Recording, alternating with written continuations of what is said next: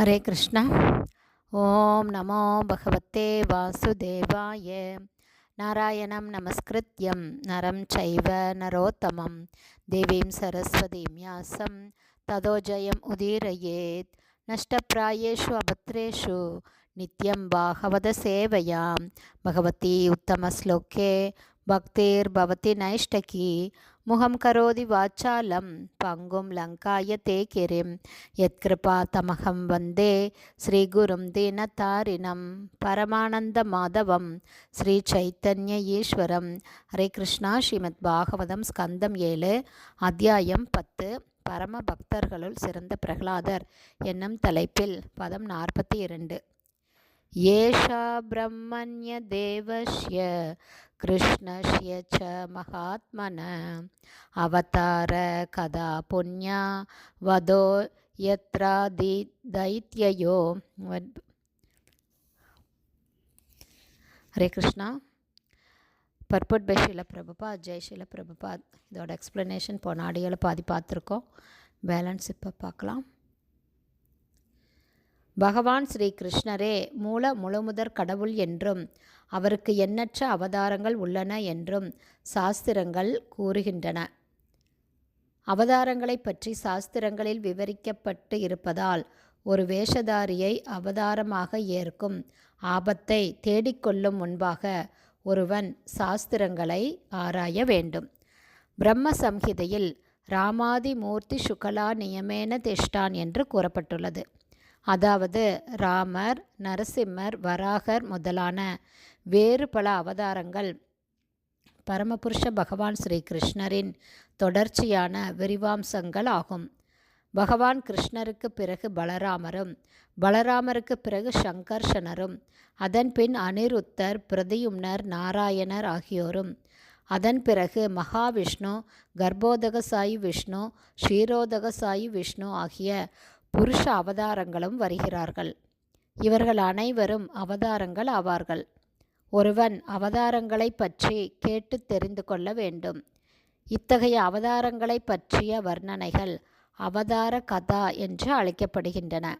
இந்த வர்ணனைகளை கேட்பதும் சொல்வதும் மிகவும் புண்ணியம் வாய்ந்ததாகும். ஸ்ருண்வதாம் ஸ்வகதா கிருஷ்ண புண்ணியஸ்ரவண கீர்த்தனக. பகவான் ஸ்ரீ கிருஷ்ணரை பற்றிய கதைகளை கேட்பவனும் அதை கூறுபவனும் பௌதீக களங்கங்களிலிருந்து தூய்மை அடைகிறான். அவதாரங்கள் என்பது சமய கோட்பாடுகள் ஸ்தாபிக்கப்படுவதையும் பகவான் கிருஷ்ணருக்கு எதிரான அசுரர்கள் கொல்லப்படுவதையும் குறிக்கிறது. கிருஷ்ண பக்தி இயக்கமானது இரு நோக்கங்களுக்காக உலகம் முழுவதும் பரவிக்கொண்டு இருக்கிறது. ஒன்று, பகவான் ஸ்ரீ கிருஷ்ணரே பரமபுருஷ பகவான் என்பதை நிலைநாட்டுவது. மற்றது, தங்களை அவதாரங்கள் என்று கூறிக்கொள்ளும் வேஷதாரிகளை மறுப்பது.